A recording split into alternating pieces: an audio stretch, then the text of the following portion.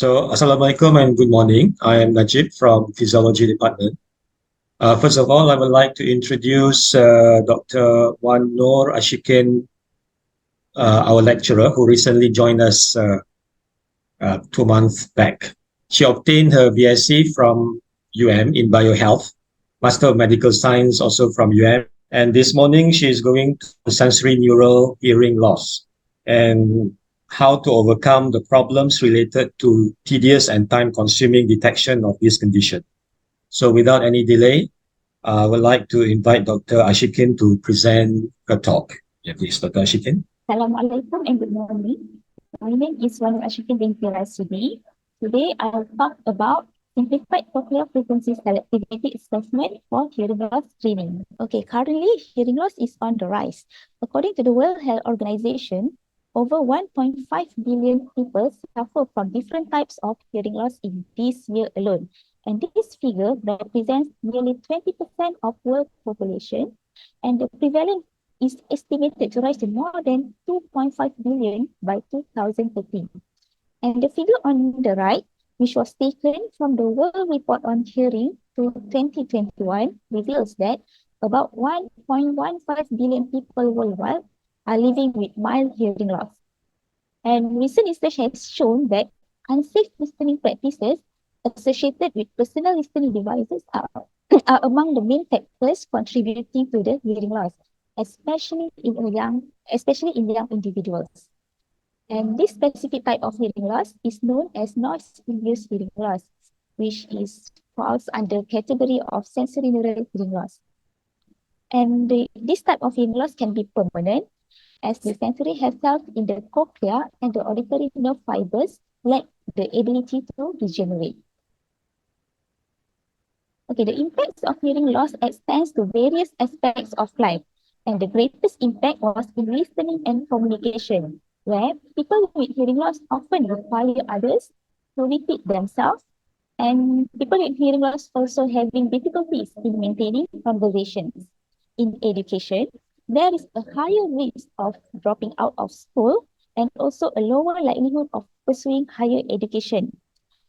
For employment prospect for people with hearing loss may be limited, which leads to lower wages and also higher possibility for early retirement. Additionally, hearing loss can result in social isolation and also feelings of loneliness, which can also have negative effects on individuals' mental health. Therefore, early screening and detection are crucial. The gold standard for hearing loss screening is pure tone audiometry (PTA), which is based on the measurement of hearing sensitivity. And individuals with hearing loss of equal to or lower than 20 dBHL are considered to have normal hearing. However, using PTA for hearing screening has its own limitations, such as it requires high cost, poor accessibility, and also strict requirement of a low ambient noise level. In addition, PTA thresholds do not always corroborate with functional deficits. Some individuals may have normal PTA, but complain of difficulty of hearing, especially in a noisy environment. PTA is also less sensitive in detecting early changes in hearing impairment, as the normal PTA range falls within 30 dB, and this may potentially lead to misdetection of minor changes within this normal range. And therefore, supplementing PTA with an alternative hearing screening measure would be valuable. One possibility is to use frequency selectivity, which refers to the ability of the auditory system to resolve two or more frequency components in a complex sound. When sound waves enter the cochlea and travels along the basilar membrane, specific groups of hair cells are stimulated, and this resulting in maximum displacement at specific regions along the basilar membrane. High frequency sound, which will produce maximum vibration at the basal end, and low frequency sounds will cause vibrations towards the apical end.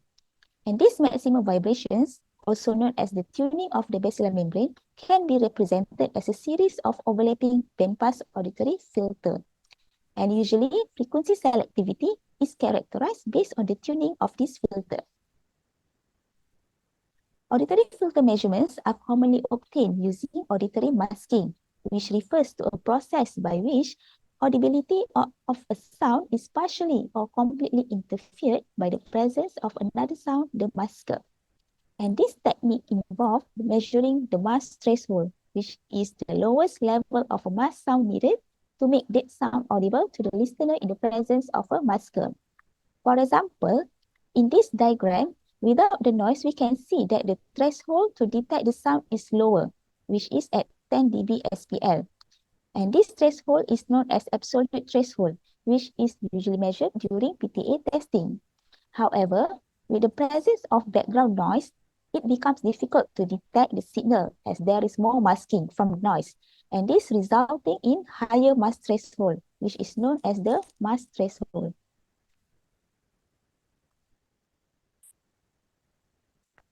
Okay, one of the masking technique used is the notch noise method, which was introduced by the Patterson et al. 1982. And the upper diagram here illustrates the typical masking experiment using narrow band noise. In the notch noise, a certain range of noise frequencies, as you can see, is removed, and the detectability of the sound is then measured. And this figure shows the comparison between the normal and also reduced frequency selectivity. As you all can see, in normal cases, sharp cochlear tuning produces narrow filters, and this results in less masking. On the other hand, loss of sharp cochlear tuning causes filters to broaden and causing more masking noise to pass through the filter. And frequency selectivity is usually determined by measuring the series of mask threshold as a function of the notch width. And this is the shape of the normal auditory filter with normal frequency selectivity. And in cases of poor frequency selectivity, the filter will broaden and looks like this. Okay, conventionally, notch noise method requires about 13 to 19 measurements of mask threshold to obtain auditory filter shape in a single test frequency. However, this method can be simplified by only determining two measurements of mask threshold to obtain the estimate of auditory filter shape at a single test frequency. And specifically at 0 notch and also 0.3 notch width. And the 0.3 notch width is chosen because it has the largest difference between the normal and also the abnormal auditory filter. And beyond 0.3, you can see that the curve becomes flat, which is closer to the absolute threshold. If you using the 0.2 notch width, it is less sensitive because the difference between the two filters is smaller. And FS is usually calculated by finding the difference between the TN, that is the mask threshold at 0 notch, and also the TNN, the mask threshold at 0.3 notch. The traditional way to measure mask threshold is known as the two-interval false choice procedure. And in this procedure, subjects are presented with two observation intervals and must indicate which interval contains the signal. With correct response, as indicated by these green dots, the signal level will reduce, whereas an incorrect response, such as indicated by these red dots, you can see that the signal level will increase. And this procedure requires about 80 trials to obtain a single mask threshold value. And this leads to lengthy measuring time. And in order to utilize the frequency selectivity testing clinically, we propose to use modified method of limit, which is similar to those employed during PTA testing. That means the audiologists are already familiar with the technique. And conventional hearing screening often involve expensive and less accessible equipment. In simplified FS testing, we utilize low-cost and easily accessible equipment. And prior research has shown that this equipment provides an optimal setup and offering excellent ambient noise attenuation, suitable for evaluating hearing threshold down to 0 dB HL. And this means that this equipment also can be used for measuring frequency selectivity since it does not require a quiet testing environment. Okay, I will now discuss about the published works on the simplified frequency selectivity testing. And this is the first paper which was published in April 2023. And the main objective of this paper are to assess the validity and test-retest reliability of the simplified FS measure obtained in a group of young normal hearing listeners by using the modified method of limit by comparing them with measures obtained using a traditional two-interval force choice procedure. Second, the research work aims to establish normative data of FS measure obtained using modified method of limit at a range of center frequencies in a separate group of normal hearing listeners and compare it with measures obtained in a group of hearing impaired listeners. And finally, is to determine the relationship between frequency selectivity and hearing sensitivity. Okay, in this study, 4 FS measurements were taken in 2 separate sessions for a single test frequencies to determine the intra and intersession test reliability. And as you can see, the mean we focus on here only the TFS here because this is our main part. And as you can see, the mean TFS were almost consistent during repeated measurements within and between sessions for each method. And TFS obtained using method of limit were lower, about 2 dB at 1 kilohertz and 1 dB at 1 kilo and 1 dB at 4 kilohertz, than those obtained using the two-interval force choice procedure. And the SD of the TFS data was comparable between the two methods. All the 4 TFS measures obtained using both methods at 1 and 4 kilohertz also showed high correlations in this Pearson correlation coefficient. And the blend element plots here indicates that method of limit yielded TFS values, which is about 2 dB lower at 1 kilohertz and about 1.2 dB lower at 4 kilohertz compared to the conventional two-interval force choice procedure. Okay, this figure illustrates the Pearson correlation coefficient for intra and intersession. And correlation coefficients for the intra-session here was slightly higher compared to the correlation coefficient for the intersession at both center frequencies. And we expect that this could be due to the variations of insert earphone placement during different sessions and also changes in attention levels of the subjects on different days of testing. However, none of the differences were statistically significant.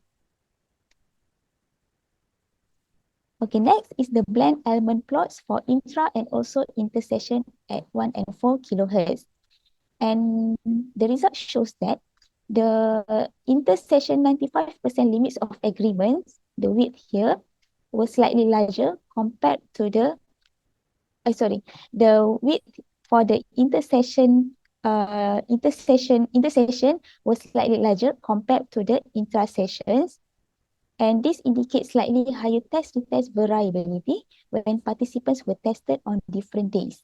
However, we can see that the mean difference between the TFS obtained using method of limit and also the difference between the TFS measurements were close to 0 for both intra and also intersessions comparisons.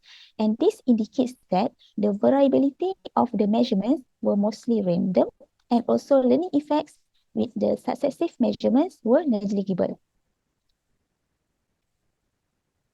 Okay, we then established normative data at a wide range of frequency. Previously, we only did the test on 2 frequencies, which are at 1 and 4 kilohertz. But then after we validate the modified method of limit, the simplified FS testing, we then aims to establish the normative data at a wide range of frequency, which are from 0.5 to 8 kilohertz. And this blue crosses here indicates the normal data, the data from the normal hearing, and the red crosses here represent data from the hearing impaired group. And generally, most hearing impaired subjects had TFS values that fell below one standard deviation of the mean normative data, particularly when their PTA threshold shows hearing loss at the corresponding test frequencies, which are mostly at higher frequencies. And we also investigate the relationship between the changes in TFS measure and also loss in hearing sensitivity.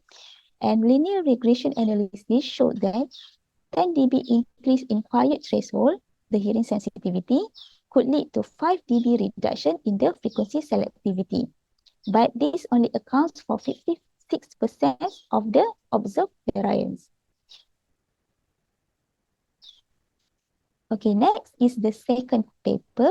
And the objectives of this paper are to compare the ability of the simplified FS measure with the two established hearing screening methods used in the local population, which are the Malay Digit Triplet Test, the DTT, and the Shortened Malay Speech Spatial and Qualities of Hearing Scale Questionnaire, the SSQ, in detecting early PTH threshold shift in sensory neural hearing loss subjects. Second, to investigate the relationship between the simplified FS measure, Malay DTT, and Malay SSQ with threshold in quiet, determined in 1 dB step size at 1 and 4 kHz. And finally, to determine the optimal FS cutoff value for differentiating individuals with early sensory neural hearing loss from those with normal hearing. Okay, this figure shows the data distribution of FS, DTT, and SSQ. And we can see that FS measure at 4 kHz shows significant mean effects, indicating its superiority in distinguishing sensory neural hearing loss patients from those with normal hearing. And this finding was further supported by the receiving operating characteristic curve analysis, where the FS measure displayed a larger area under the curve compared to DTT and also SSQ at both test frequencies. An inverse relationship was also observed between FS measure and also quiet threshold, the hearing sensitivity. And this suggests that individuals with poor hearing sensitivity had smaller FS measure, indicative of poorer cochlear frequency selectivity. And in order to use the FS measure as a screening tool for early sensory neural hearing loss, its optimal cutoff values were determined using the Uden's index, which provides a balance between the sensitivity and also the specificity. And a higher J value would indicate a better performance of the measure for hearing loss screening. And the result shows that the FS test, particularly at 4 kHz, had 77.8% sensitivity and also 86.7% specificity to detect hearing loss at 20 dBHL. And this suggests that FS testing could be used as an alternative hearing screening tool for identifying early high-frequency threshold shift. Okay, in ongoing and future works, we plan actually to develop a self-testing computer-based application for cochlear FS screening. And this includes investigating the effect of variations in mask level on the FS measure and evaluate the validity and test-retest reliability of the automated FS testing and compare it with the traditional manual method. And second, we plan to utilize the simplified FS testing as a screening tool to identify early sensory cell dysfunction in hidden hearing loss, the HHL group. We plan to do this by comparing the FS changes in listeners with hidden hearing loss to those in their age and sex mesh controls and differentiate whether the functional deficits in hidden hearing loss groups are associated either with synaptic damage of the inner hair cells or subclinical injury to the outer hair cells. Okay, that's all from me. Thank you. Okay, thank you, Dr. Asyiqin. Uh, may I ask you, what is the age group of the subjects that you use in your study to screen for the hearing loss? Age group is the age, right? The age is 18 to 40. Okay. 18 So, to 40. So This one. there's a big variations in the age. So does that any implications to the study? Because the older you are means you have more tendency to develop sensory neural hearing loss. So is there Uh, any variations any or any? differences in the age group? It actually depends because some research show that the age group has effects on the results on the FS, and but some another research shows that the age group does not have any main effects to the hearing loss. Actually, because it's for this project, actually we focus on the mild hearing loss, mild sensory hearing loss. It's not actually the age that we focus because the one that we target for this simplified FS testing is actually for screening. We aim for screening. So the age actually does not, it's not like our priority. We actually focus on the mild hearing loss group. It's no matter what age they are actually because yeah, because this FS testing is actually for screening. It's not screening is usually for mild hearing loss. Either sometimes patients with older age may have mild hearing loss instead of severe.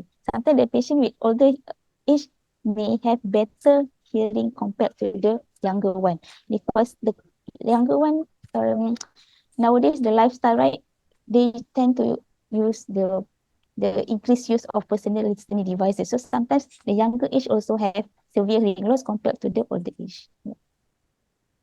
So do you have any data nowadays that the people using earphone, have problems with sensory neural hearing loss? Any studies have been done to report on that problems that may occur? Means the Because there's a lot of people nowadays use especially the young, the younger even the one. children, yeah, even the schools Mhm. at the teenage.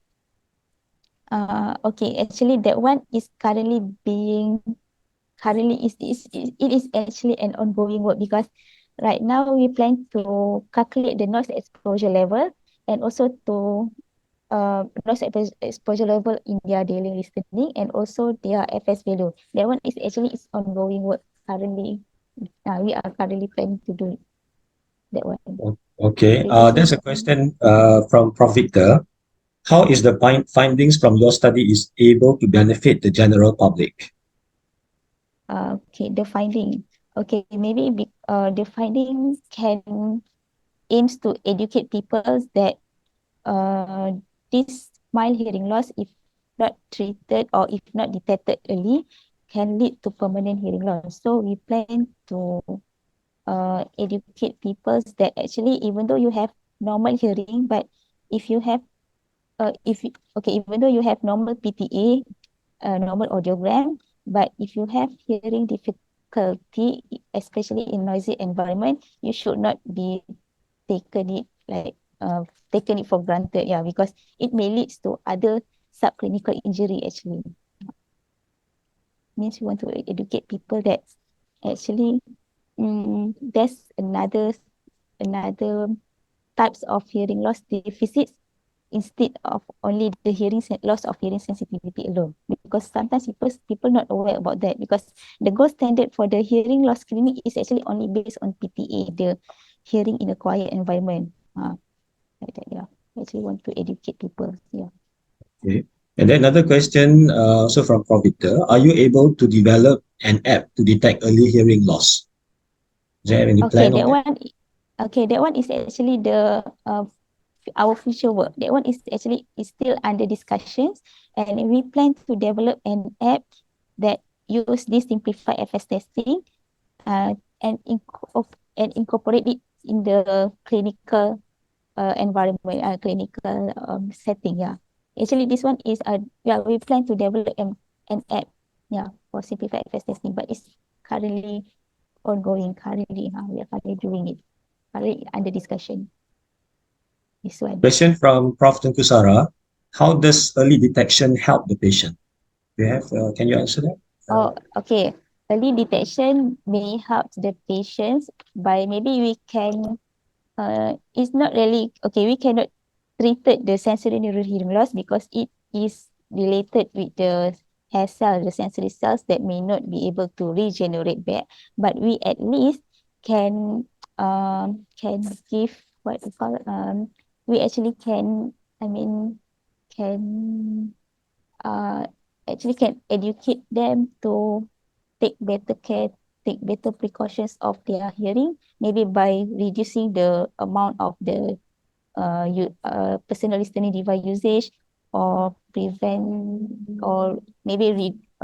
from going to um the concerts, etc. Yeah, means to take better care of their hearing. So early screening is crucial. Yeah, actually to give to educate them, to give their awareness, because sometimes the hearing loss is actually a silence, what we call silent.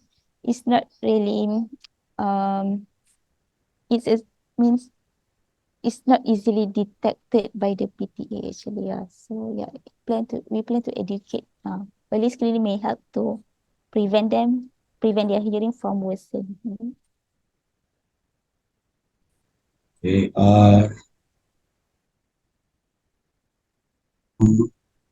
The attendees.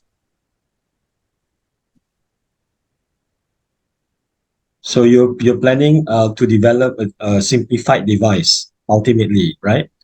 To Actually, okay, the first step is actually we want to develop a self-testing computer base. Means right now the one that we have done is the manual one. Means we have a tester, we need an audiologist to do it, Mhm. to measure the FS.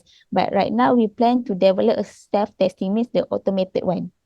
So we will validate it. We compare between the automated and also the manual one. The manual one is the one that I uh, uh, show you earlier. And after we develop a computer-based application, then maybe if it is successful, maybe we plan to develop an app, means mobile app. Yep. But that one is actually still under discussion. Yep, still under discussion. It's a long way to go. Yeah. Yeah. So the last one, do you have any idea? What's the treatment for sensory neural hearing loss? Is there any treatment for this condition at the moment? Treatment Is there any actually. any way to reduce the problems, or any, if someone develops sensory neural and hearing loss, any things that can be done to stop it or to That one, reduce? I'm not really sure, but I'm not really sure. But I think maybe they are planning to develop some drugs to maybe I think I heard somewhere, but I'm not sure. I'm sorry, I'm not really sure about the treatment of the sensory neural hearing loss. Yeah. Okay, no problem. Mhm. Okay, any other questions? So if there's no questions, then I would like to thanks everyone for attending the UM Health breakfast this morning.